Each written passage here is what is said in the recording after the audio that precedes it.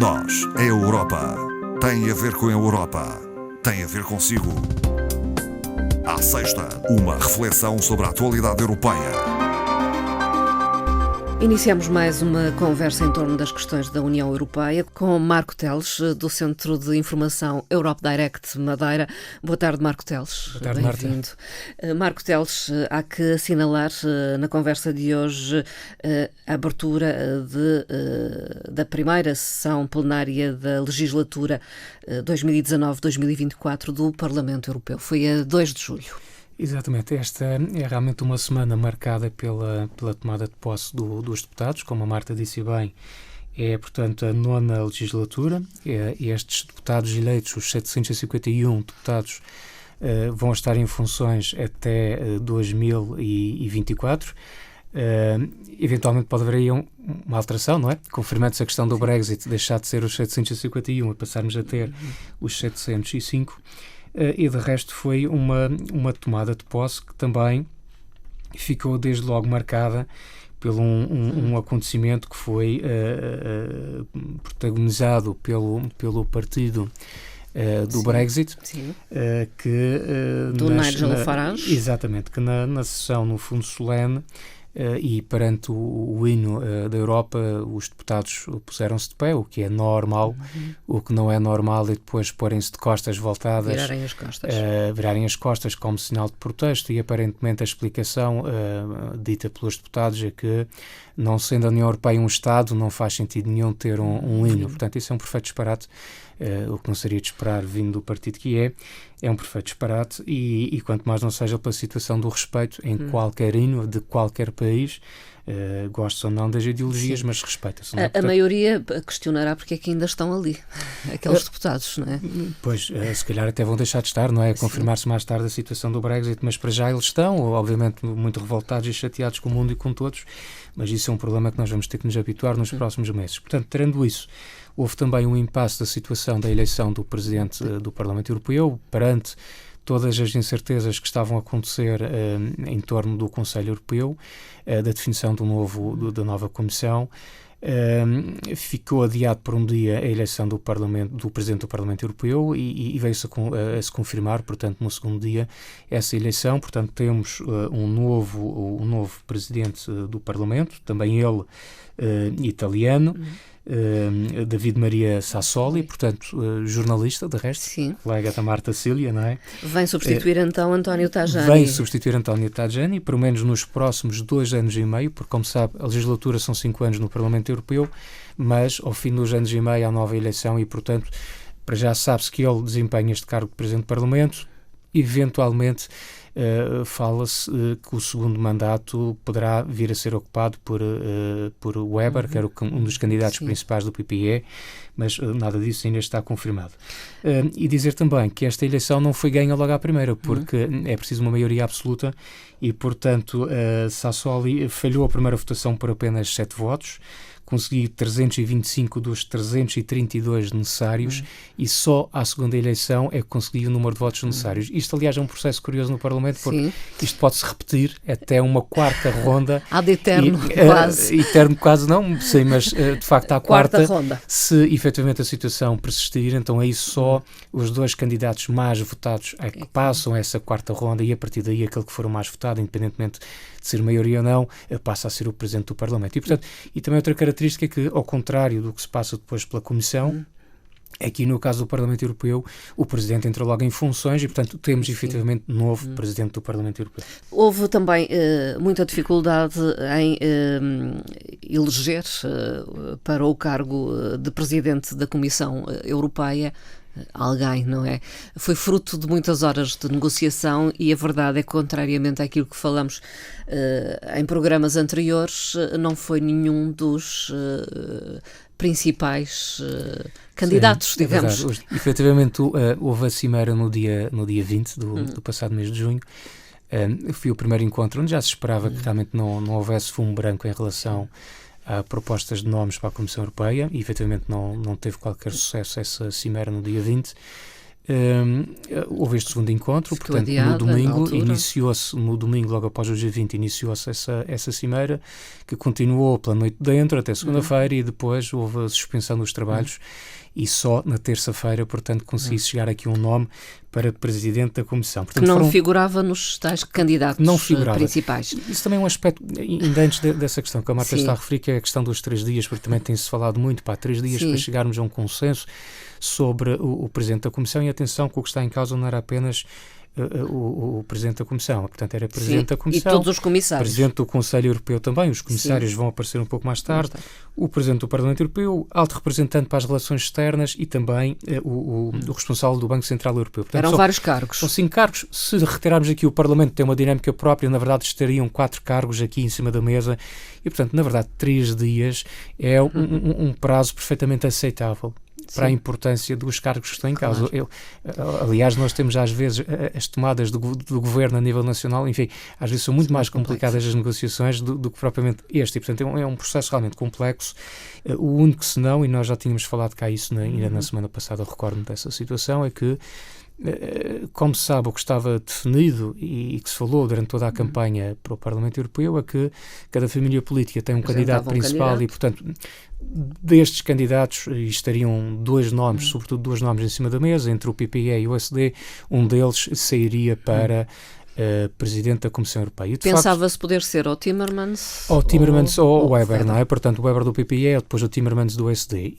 Mas já se falava, e nós já tínhamos alertado por isso aqui na semana passada, que ganhava cada vez mais peso a ideia que fosse um outsider, portanto alguém que não fazia parte desta lista dos candidatos principais, que surgisse como nome, que reunisse consensos perante os Estados-membros para ser Presidente da Comissão. Inclusive falava-se muito de Michel Barnier, que foi o responsável pelas negociações, o responsável da parte da União Europeia, exatamente, para negociar com o Reino Unido, o processo do Brexit, e de facto a ser alguém fora destes candidatos passaria muito para a figura de Michel Barnier. Não foi o nome depois que foi votado, e para espanto acabou por ser uma alemã, a senhora Ursula von der Leyen, do PPE, portanto, e aqui desta família política mantém-se a lógica que foi a família política que efetivamente obteve o maior número de votos, não a maioria, mas o maior número de votos nas eleições do Parlamento Europeu. Aí manteve-se a tendência, digamos, ou a regra. Manteve-se, digamos, que essa regra, essa tendência, embora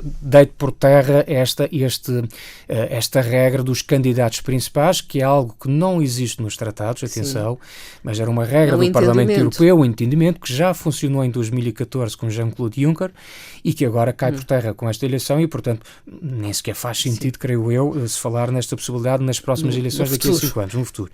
Mas atenção que também, não esqueça só aqui abrir um parênteses, nós já temos os nomes para estes 4 cargos que decorreu desta cimeira, mas estes nomes e o Presidente da Comissão Europeia agora é proposto ao Parlamento Europeu. Portanto, na próxima semana, exatamente, na próxima semana pode efetivamente o Parlamento Europeu não aceitar o nome proposto pelo Conselho, e neste caso o Conselho teria o prazo de 1 mês de arranjar novamente um outro candidato. Mas para já é Ursula von der Leyen, ela é Ministra da Defesa alemã. Aliás, falava-se da senhora já como uma sucessora a nível interno de Merkel, o que não veio a acontecer por diversas razões. Só a título de curiosidade, a senhora tem 60 anos, embora não saiba falar da idade das senhoras, mas pronto, é uma pequena curiosidade. É mãe de 7 filhos, portanto é alguém também que com toda esta experiência com certeza uma lutadora e, portanto, é alguém que também está na política não assim há tanto tempo, a nível interno na Alemanha aparece em 2000 e poucos. Formada inicialmente na área da economia, começou por tentar tirar a economia, mas depois passou para a medicina, portanto deu salto para a medicina. E portanto ela nasce em Bruxelas e só aos 13 anos é que vai viver para a Alemanha. Portanto, na verdade não nasceu na Alemanha. Mas é um nome que podemos ligar muito a Angela Merkel. E é um nome que obviamente teve este apoio de Merkel, embora depois na votação do Conselho Merkel não tenha votado, portanto optou pela abstenção, uma vez, naturalmente, devido à proximidade e por todas essas razões, não é? Além da situação, e portanto, a ser eleita, ela será naturalmente a primeira mulher no cargo da Comissão Europeia, embora aqui há antecedentes no caso da senhora Ursula, o O pai, aliás, fez parte também já da primeira Comissão Europeia e, portanto, há todo um conjunto de antecedentes. Portanto, é alguém que realmente está ligado a todo o projeto europeu e desse ponto de vista... É uma conhecedora. É uma conhecedora, não é? O segundo nome também aparece, um pouco de novidade, Charles Michel, portanto, o primeiro-ministro é o primeiro-ministro belga, vai desempenhar a função que é atualmente desempenhada por Donald Tusk, portanto, irá ser o presidente do Conselho e, portanto, representa aqui os liberais, portanto, os liberais estão aqui representados através de Charles Michel.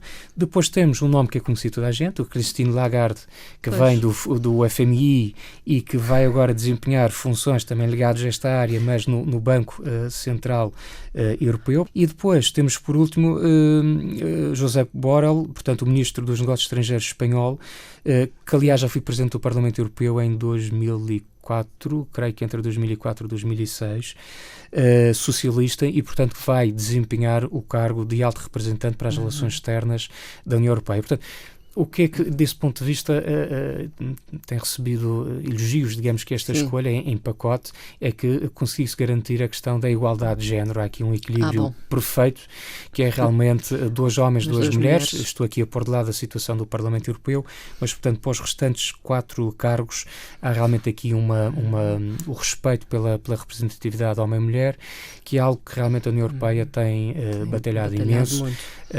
Não só a nível interno, da estrutura do Parlamento Europeu, da estrutura da Comissão. Aliás, essa situação há de se repetir também para a questão dos comissários e, desse ponto de vista, sempre algo positivo, não é? Era isso mesmo que ia perguntar, se essa representatividade está presente nas comissões e subcomissões parlamentares. Sim, isso tem sido uma preocupação. Aliás, falamos nessa altura ainda antes das eleições, o Parlamento Europeu não está distribuído necessariamente 50-50, mas o que se tem vindo a notar nos últimos anos é que, de facto, com o passar do tempo, o número de mulheres que ocupam cargos no Parlamento Europeu tem vindo, de facto, a aumentar. Onde ainda se nota alguma deficiência, digamos assim, é em cargos de topo, onde há alguma diferença que seja mais notória. Neste caso, ao nível dos altos cargos das instituições europeias, fica realmente este registro de 50-50. É um caminho que se vai fazendo depois. É um caminho que se vai fazendo. E, portanto, desse ponto de vista, obviamente é bastante positivo. Não é? Destas comissões e subcomissões fazem parte eurodeputados portugueses e há cargos atribuídos às 2 eurodeputadas eleitas nas listas nacionais, mas que têm uma ligação à Madeira. Exato. Na quinta-feira foi feita, portanto, essa distribuição dos eurodeputados nas comissões parlamentares, portanto, como membros titulares. E, portanto, falando apenas, neste caso, nas nossas 2 representantes, penso que podemos dizer assim, Sara Cerdas ficará com a Comissão Parlamentar associada ao Ambiente, Saúde Pública e Segurança Alimentar, portanto, não tendo ela experiência legislativa no Parlamento Europeu, porque é a primeira vez que lá está pelo menos aqui numa comissão, numa pasta que tem uma ligação com a sua formação profissional. Portanto, parece-me uma escolha óbvia. E Cláudio Monteiro de Aguiar permanece naquela comissão na qual tem desenvolveu trabalho na última legislatura, que é na área dos transportes e do turismo, que ela conhece muitíssimo bem, tem feito imensas propostas e que obviamente para nós é extremamente importante, até pela questão, obviamente, da Madeira, temos obviamente uma ligação, são temas que nos são muito caros, quer a matéria dos transportes, quer obviamente a matéria do turismo também. Somos uma região ultraperiférica. Somos uma região ultraperiférica, somos, exatamente, com tudo o que isso representa de bom e de menos bom, mas pronto. Ou de desafiante, pelo menos. Ou desafiante também, exatamente, mas sim.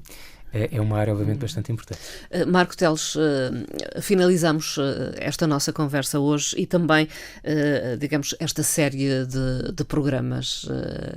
Pelo menos deixamos esta nota de que os cargos estão distribuídos. Tudo indica que não deverá haver problemas nessa matéria, portanto, que estes nomes, que este pacote que foi assim proposto pelo Conselho Europeu é do agrado generalizado, enfim. Alguns países, alguns Estados-membros ainda assim poderão não ter ficado particularmente satisfeitos, nomeadamente dos países de leste, e falamos de 4 países em particular que de alguma forma a dada altura funcionaram um bocadinho como bloqueio das negociações, o caso da Polónia, da República Checa, a Eslováquia e da Hungria também. o quarteto famoso. Também a Itália não terá ajudado muito, pelo menos em relação à primeira proposta que foi avançada, mas pronto, lá se chegou a um consenso. São estes os nomes que temos em cima da mesa e pronto, falta depois a etapa seguinte, partindo do princípio que estes nomes são então aprovados, que será depois os Estados-membros apresentarem os seus comissários. Portanto, cada Estado-membro é representado na Comissão Europeia através de um comissário, sendo que também se fala, enfim, que Portugal pode, porventura, também aqui apresentar uma mulher, que seria a primeira vez. Portanto, Portugal nunca teve como comissário uma mulher e, portanto, também nesse sentido começa a haver alguma pressão para que os Estados-membros, enfim, não sejam sempre os mesmos a apresentar mulheres para o cargo de comissário e, portanto, mas que todos desse ponto de vista, nisso. Exatamente, nós não sabemos ainda, portanto, naturalmente que a Comissão vai ter essa preocupação de haver a igualdade de género na sua equipa e vamos aguardar com muita também curiosidade para saber quem será então a proposta de Portugal para o seu representante. Neste que é o último programa desta série, agradeço naturalmente ao Marco Teles e ao Centro de Informação Europe Direct Madeira, também à doutora Ana Rita Barros, do Centro de Formação Europeia Jacques Delors, pela participação neste programa. E um agradecimento, acima de tudo, aos nossos ouvintes, não é? Exatamente, que nos ouviram. Vão tendo a paciência de nos ouvir e ir mantendo esta ligação à questão dos assuntos europeus, que enfim, que a RDP naturalmente vai trazendo todos os dias da semana, mas que, pelo menos à sexta-feira, nós tentamos fazer aqui este apanhado e que vamos relembrando algumas coisas que vão acontecer. É um aproximar, digamos, que isso também que da se quer, realidade não é? Portanto, da União Europeia, aproximar as pessoas das instituições europeias, daquilo que se vai passando, quanto mais não seja também pela nossa distância, para aqui também nós conseguimos manter uma ligação mais próxima daquilo que se vai passando no centro da Europa. Até outras conversas. Até outras conversas. Obrigada. Até uma próxima. Boas férias a quem estiver de férias ou quem for ainda. Desejo também umas boas férias então. Obrigada. Obrigado, Marta.